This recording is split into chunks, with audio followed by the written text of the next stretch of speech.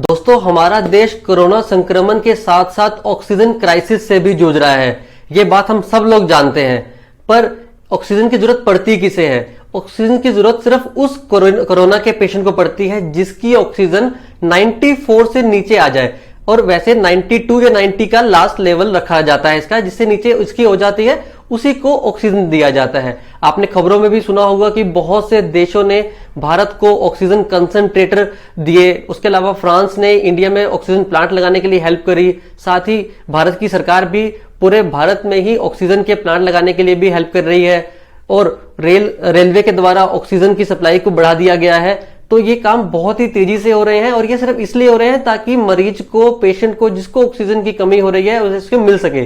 तो आज पहले इस वीडियो में बात करेंगे कि हम पल्स ऑक्सीमीटर से ऑक्सीजन की जांच करते कैसे हैं, हम कैसे पता लगाते हैं कि ऑक्सीजन की कमी तो नहीं हो रही है।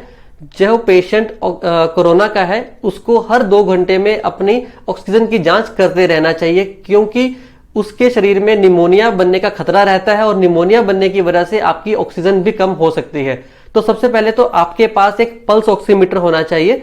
पल्स ऑक्सीमीटर बहुत तरह के मार्केट में अवेलेबल हैं, सभी अच्छे हैं, कोई महंगा ज्यादा लेने की जरूरत नहीं है। जो मिनिमम 1000-1200 का अच्छा आ जाता है उसको ले लीजिए। इसके लिए अगर आप राइट हैंडेड है तो अपना राइट हैंड यूज करेंगे, जो लोग लेफ्ट हैंडेड है वो लेफ्ट हैंड यूज करेंगे। आप अपने उस हैंड की जिसको आप ज्यादा यूज करते हैं उसकी मिडिल फिंगर को आप पल्स ऑक्सीमीटर में इस तरह से लगा देंगे। इसके बाद आप इसको ऑन करेंगे और आप जो रीडिंग आना शुरू होगी उसको वॉच करेंगे। आप एकदम से ही जो रीडिंग पहली आ जाएगी उसको नहीं देखेंगे, आप थोड़ा सा वेट करेंगे, 4-5 सेकंड के लिए आप वेट करें। उसके बाद जो आपको रीडिंग मिलेगी वो एग्जैक्ट रीडिंग होगी। जैसे कि यहाँ पे आप देख पा रहे हैं कि मेरी ऑक्सीजन 98 आ रही है, जो ऊपर है वो SpO2 है। SpO2 यानी कि आपकी ब्लड में ऑक्सीजन का लेवल बताया जा रहा है। नीचे पल्स रेट, मेरी पल्स किस तरह से चल रही है वह बताया जा रहा है। अगर किसी कोरोना पेशेंट की यह ऑक्सीजन 94 या 94 से नीचे आ जाए तो उसके शरीर में ऑक्सीजन कम होने की आशंका रहती है। तो ऐसा हो जाने पे आपको प्रोनिंग थेरेपी करनी चाहिए। प्रोनिंग थेरेपी क्या होती है आज इस वीडियो में जानते हैं। इससे आप तुरंत ही अपनी प्रोनिंग थेरेपी करके ऑक्सीजन को 5 से 10% तक बढ़ाया जा सकता है।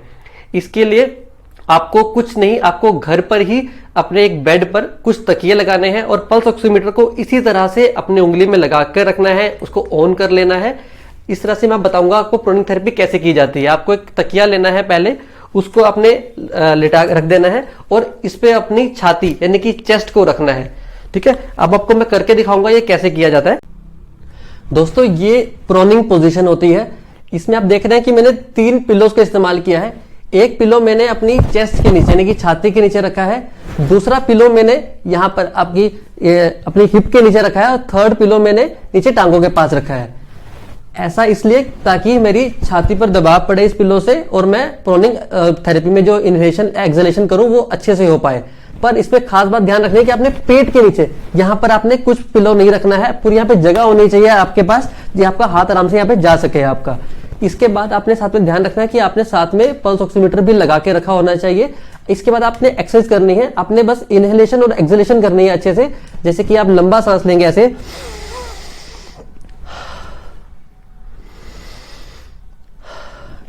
इसी को प्रोनिंग थेरेपी बोलते हैं। ऐसा आप आधे घंटे से 2 घंटे तक एक ही पोजीशन पे कर सकते हैं। ऐसा करने से आप देखेंगे कि आपकी ऑक्सीजन जो 94 से नीचे आ रही थी वो बढ़ करके 94 से ऊपर चली जाएगी। 5 से 10% का इसमें इंस्टेंटली इसमें रिजल्ट दिख सकता है आपको और आपकी इमरजेंसी वाली कंडीशन निकल सकती है। क्योंकि आजकल आप सुन भी रहे हैं कि हॉस्पिटल्स में बेड नहीं है, ऑक्सीजन बेड्स नहीं मिल रहे हैं, तो आपको ऑक्सीजन की कमी की वजह से जो नुकसान होगा शरीर को उससे बचाने के लिए आप इसको कर सकते हैं। पर ऐसा नहीं है कि आप इसको ही करते रहें और आप डॉक्टर को विजिट नहीं करें। अगर आपकी ऑक्सीजन ज्यादा फॉल कर रही है, 90 से भी नीचे जा रही है, तो आप जरूर जाकर के डॉक्टर से जरूर मिलें। पर तब तक के लिए आप प्रोनिंग थेरेपी कर सकते हैं। सबसे पहले तो उल्टा लेटकर कर सकते हैं, इसी के साथ साथ आप राइट लेटरल और लेफ्ट लेटरल पोजीशन में भी कर सकते हैं। यानी कि अब मैं लेफ्ट साइड घूम चुका हूं, इस तरह मैं अपने इसको हाथ को ऐसे रख लूंगा और इसको दूसरे हाथ को सिर के नीचे कर लिया। जब आप आधा घंटा पहले उल्टा लेट जाएं, उसके बाद थक जाएं, तो आप साइड में भी इस तरह से लेट सकते हैं। इसमें भी आप उसी तरह से सांस लेंगे, लंबा लंबा लेंगे आप। इस तरह से प्रोनिंग कर सकते हैं। ये लेफ्ट साइड में लेटा था, उसके आप राइट साइड को लेट कर भी कर सकते हैं। एक पोजीशन में आधा घंटा से 2 घंटे तक आप रह सकते हैं। दोस्तों, ऐसा करने से आपकी ऑक्सीजन कैसे बढ़ रही है, इसको जानना भी जरूरी है। इससे आपकी बॉडी का वेंटिलेशन इंप्रूव हो रहा है, इस वजह से आपको सांस लेने में आसानी रहती है। साथ ही जो आपका कोरोना वायरस जब आपको निमोनिया करता है तो वो आगे वाले लंग्स को ज्यादा प्रभावित करता है। जब आप उल्टा लेट जाते हो तो पीछे वाले लंग के भाग को, एल्वेलाइज को जगह मिलती है खुलने की, और जिससे कि आपका ऑक्सीजन लेवल इंप्रूव हो जाता है। अब आपने खास ध्यान क्या रखना है कि प्रोनिंग किसे नहीं करनी है।